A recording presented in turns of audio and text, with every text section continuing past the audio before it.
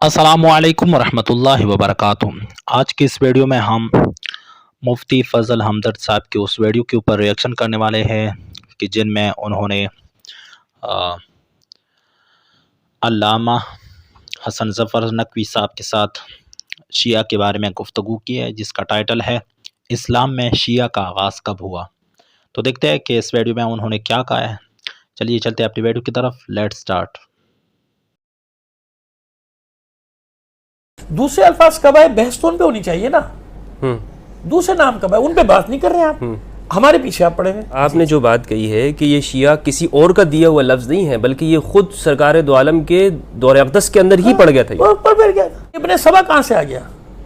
तारीखी तौर पे साबित है कि इब्ने सबा गढ़ा हुआ अफसानवी किरदार है। अस्सलामु अलैकुम वरहमतुल्लाहि वबरकातुहू। दोस्तों, उम्मीद करता हूँ आप लोग खैरियत से होंगे, ठीक ठाक होंगे। मैं हूँ मुफ्ती फ़ज़ल हमदर्द, और जैसा कि आपको मालूम है कि मैं इंटरफ़ेथ हारमनी पे काम करता हूँ। मुख्तलिफ़ सवालात को मुख्तलिफ़ मज़ाहिब और मसालिक के उलमा के सामने लेकर जाता हूँ, ताकि वो गलतफ़हमियाँ जो हमारे आम माशरे के अंदर फैली हुई हैं, आम लोगों को उन्हें जो बता दिया गया है, जिसकी वजह से मुख्तलिफ़ फ़िरक़ों मज़ाहिब के दरमियान में जो गलतफ़हमियाँ हैं उन्हें हम समझें और दूर किया जा सके। तो इसी सिलसिले में मैं एक पाकिस्तान के मशहूर व मारूफ़ आलिम दीन मकतब अहले बैत के जनाब अल्लामा सैयद हसन ज़फ़र नक़वी साहब हफ़िज़हुल्लाह के पास में आया हूँ, और मैं निहायत मुतशक्किर व ममनून हूँ कि इन्होंने मुझे वक्त दिया है अपनी मसरूफ़ियात, गुनागो मसरूफ़ियात से निकाल के। तो आज हम इनके सामने कुछ सवालात रखेंगे। वो सवालात होंगे जो आम लोग, जिस तरह हमारे अहले सुन्नत लोग इसको जानते हैं। मैंने यूट्यूब के ऊपर भी देखा कि बहुत बड़े जो फेमस लोग हैं, जो इस्लामिक स्कॉलर्स हैं, उनको भी जो मालूमात हैं वो अधूरी हैं, या जो हमारे जो शिया बरादरान हैं उनके बारे में जो फैलाई गई हैं, तो वो सवालात में आम लोगों के जो हैं वो इनके सामने रखने की कोशिश करता हूँ। हज़रत, आपका बहुत बहुत शुक्रिया। आपका भी शुक्रिया। तो कैसे हैं आप? ठीक है? अल्हम्दुलिल्लाह, खुदा का शुक्र। क़िबला, सबसे पहला जो मेरा सवाल है वो ये है कि ये बताइए कि जो शिया जो मज़हब है या फ़िरक़ा है, ये इसका आगाज़ कैसे हुआ? क्योंकि कुछ लोगों का कहना ये है कि ये तो इस्लाम के अंदर एक साजिश के तहत दाखिल किया गया है। तो इस पे ज़रा रोशनी डालिएगा। औज़ु बिल्लाहि मिनश शैतानिर रजीम, बिस्मिल्लाहिर रहमानिर रहीम, अल्हम्दुलिल्लाहि वस्सलातु अला अलिहा या अय्युहल्लज़ीना आमनू कूनू क़व्वामीना लिल्लाहि शुहदाअ बिल क़िस्त, सदक़ल्लाहुल अलीयुल अज़ीम। बिरादर अज़ीज़, गलत फहमियों का तो अंबार है तारीख़ में 14 सदियों से। कभी सबाई फ़िरक़ा, कभी राफ़िज़ी, कभी कुछ, बहरहाल एक तसलसल है जो चलता चला रहा है। जहाँ कुछ चीज़ देखी वो लाद दी हमारे ऊपर। बहरहाल अब कोशिश करते हैं समझाने की। पहले तो लफ्ज़ शिया का कहाँ से आया, किधर से आया, क्यों आया, किस वजह से आया। अब देखते हैं ये यहूदी लाए या उससे पहले कोई ले आया।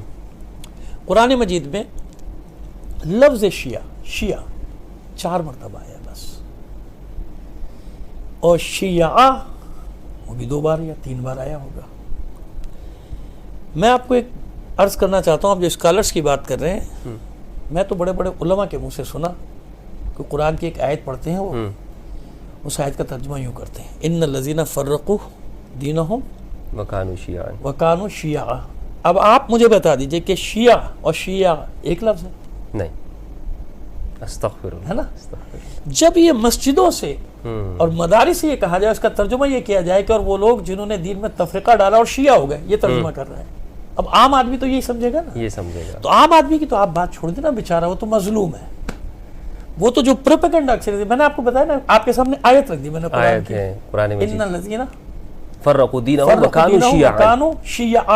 अब यहाँ ये पे ज़बर है ना, शिया, इसका माना क्या है कि गरोहों में बट गए। ग्रोहों में जिन लोगों ने दीन में तफरीका डाला और गरोहों में बट गए, वो इसका तर्जुमा क्या बता रहे हैं लोगों को? शिया हो गए। ये देखो कुरान में आया है, जिन लोगों ने दीन में फ़िरका बंदी की वो शिया हो गए, है ना। अच्छा, अब आइए लफ्ज़ शिया 4 जगह है। किन माना में, किस अल्फाज में आया?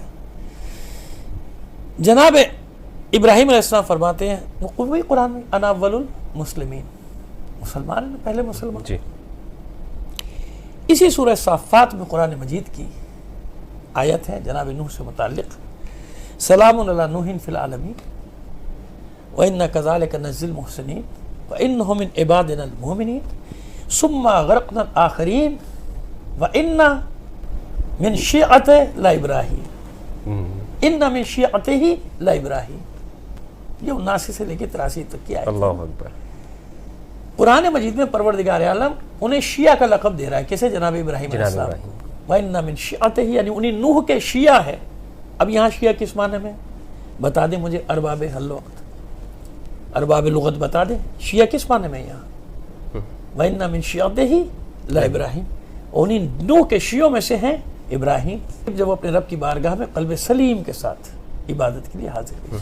آئیے سورہ قصص میں ایک ہی آیت میں 2 بار آیا.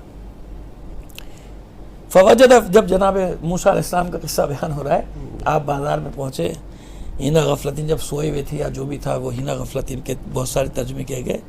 فوجد فیہا رجلین یقتتلان، آپ نے وہاں 2 افراد کو دیکھا جو آپس میں لڑ رہے تھے. ھذا من شیعتہ وھذا من عدوہ، ایک ان کے شیعوں میں سے تھا، ایک ان کے دشمنوں میں سے تھا. یہاں شیعہ کس معنی میں؟ فاستغاثہ الذی من شیعتہ، اور جو ان کا شیعہ تھا اس نے ان کو مدد کے لیے پکارا. اگر بحث لفظی چھڑ جائے نا تو قرآن میں 4 مقام پہ لفظ شیعہ آیا ہے، جن میں سے 3 بہترین معنی میں آیا. جی حامی، فالوور، مدح میں آیا نا، مدح میں جناب ابراہیم کو کہا گیا کہ یہ ان کے فالوورز میں، پیروکاروں میں یا حامیوں میں، جو بھی اچھے معنی میں ہے نا، اچھے معنی. یہاں بھی یہ ان کا شیعہ فالوورز تھا، یعنی ان کا حامی تھا یا ان کا پیروکار تھا، جو بھی تھا، بنی اسرائیل میں تھا، شیعہ تھا. شیعہ لفظ ہے. پھر وہ سورہ مریم میں ایک جگہ ہے ثم لننزعن من کل شیعۃ، ہم نے ہر گروہ میں سے، یہاں پہ مفرد کے معنی میں شیعہ، مفرد کے وہ پھر یہاں ہر گروہ، کیونکہ من کل لگ گیا نا تو پھر وہ بہت سارے سے. تو شیعہ کا پہلے معنی لوگ سمجھ لیں کہ شیعہ کے معنی یہی ہیں جو میں بتا رہا ہوں، اس کے علاوہ کچھ نہیں. دوست، حامی، پیروکار، گروہ، جماعت، یہ سارے معنی ہیں. اور قرآن مجید میں ان معنوں میں آیا. ٹھیک، لفظ شیعہ 3 جگہ مدح میں آیا، ایک جگہ بطور کلی آیا، بطور کلی سب کے لیے گروہ کے معنی میں آیا. 3 جگہ بہترین معنی میں. اب آئیے سورہ بینہ، 98واں سورہ ہے قرآن مجید کا، یعنی وہ آخری پارہ 30ویں پارے میں 98واں سورہ ہے سورہ بینہ. وہاں 7ویں آیت ہے ان الذین آمنوا وعملوا الصالحات اولئک هم خیر البریہ، جنہوں نے ایمان لائے اور عمل صالح انجام دیا وہ خیر البریہ ہے. یہ میرے کتاب خانے میں رکھی ہوئی در منصور، اور اسی میں اور بھی حوالے بہت سارے دیے ہیں.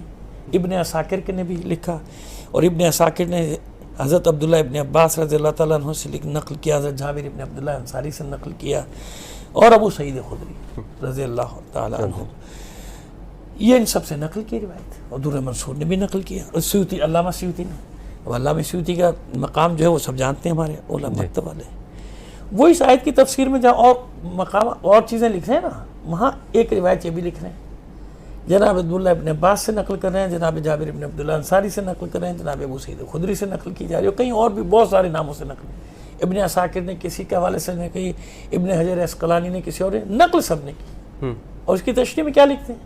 جناب عباس عبداللہ ابن عباس رضی اللہ تعالیٰ عنہ، بعض جگہ کہ پہلے حضور نے فرمایا بعد میں آیت، اور ابو سعید خدری کے حوالے سے جو روایت ہے اس میں کہ پہلے آیت آئی، جب یہ آیت نازل ہوئی تو علی داخل ہو رہے تھے، ہم سب بیٹھے ہوئے تھے.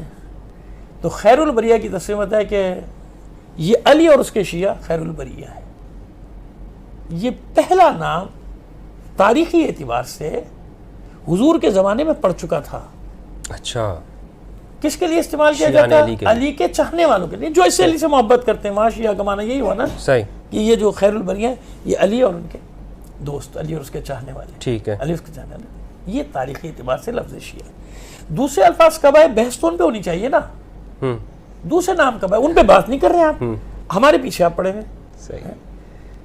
یہودیوں سے پہلے دن سے لے کر آج تک شیعوں کی جنگ ہے، اور کسی کی بھی جنگ نہیں ہے.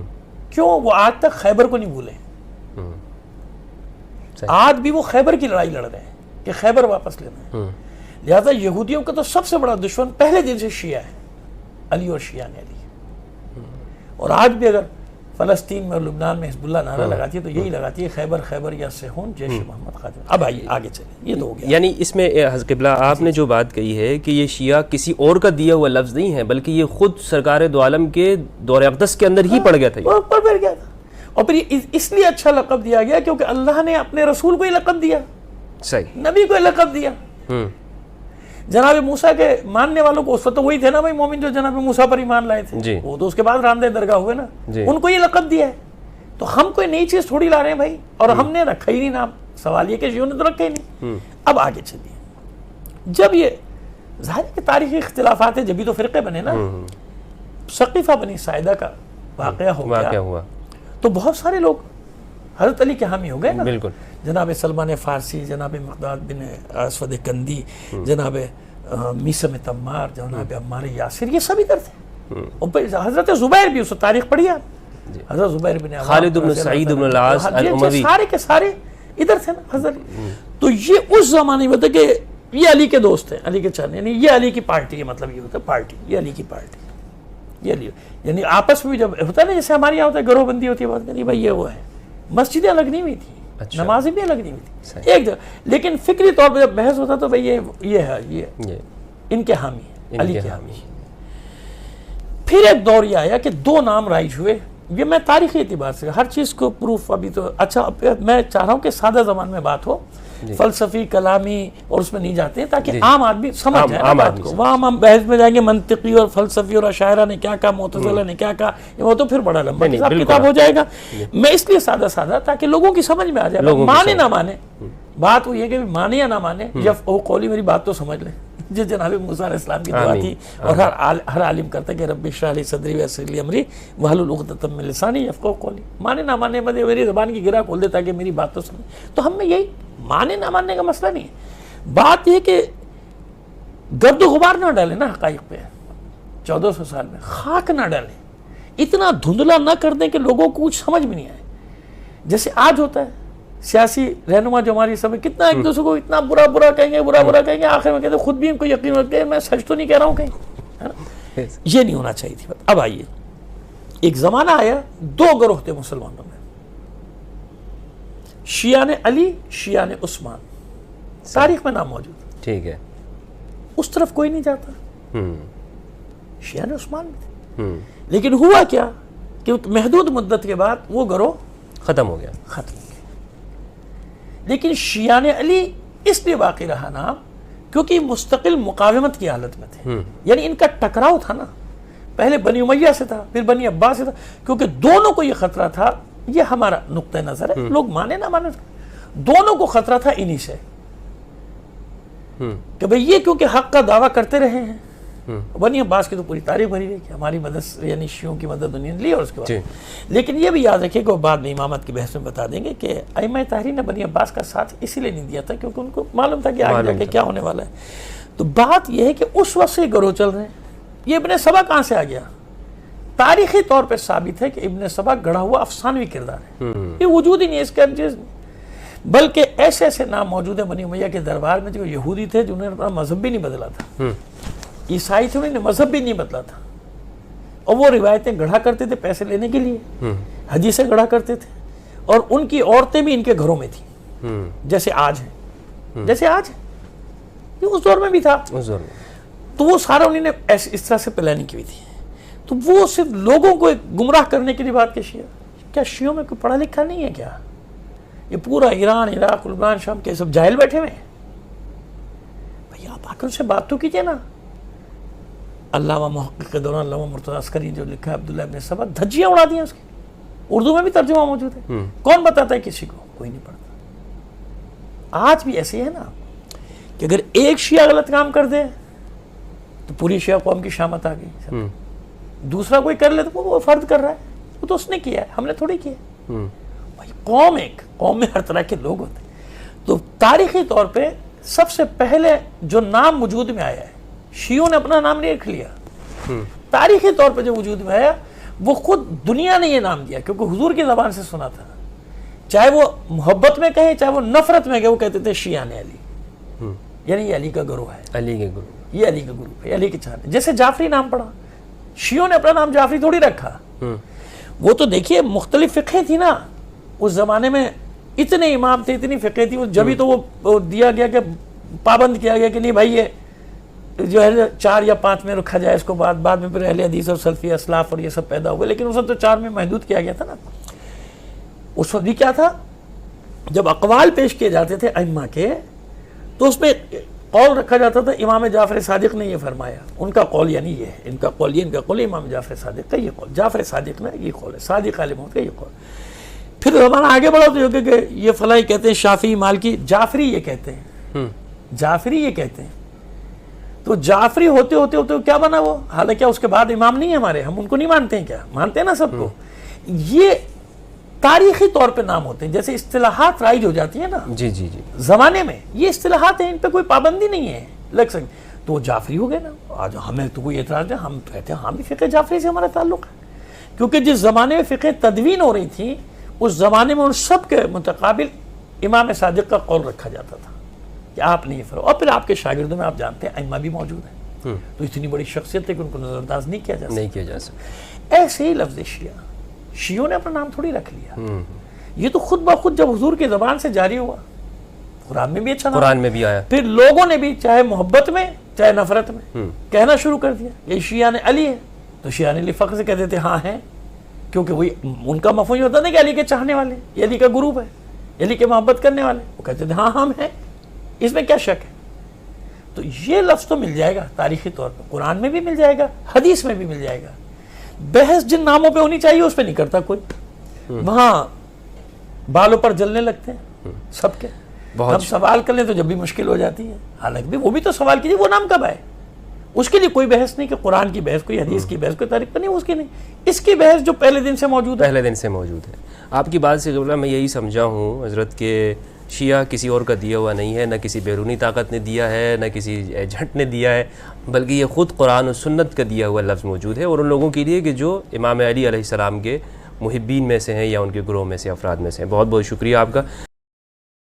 امید کرتا ہوں کہ اس ویڈیو سے آپ کے علم میں کچھ اضافہ ہوا ہوگا. مزید اچھی اور اس طرح کے انفارمیٹیو ویڈیو کے لیے اس ویڈیو کو زیادہ سے زیادہ شیئر کریں. والسلام علیکم.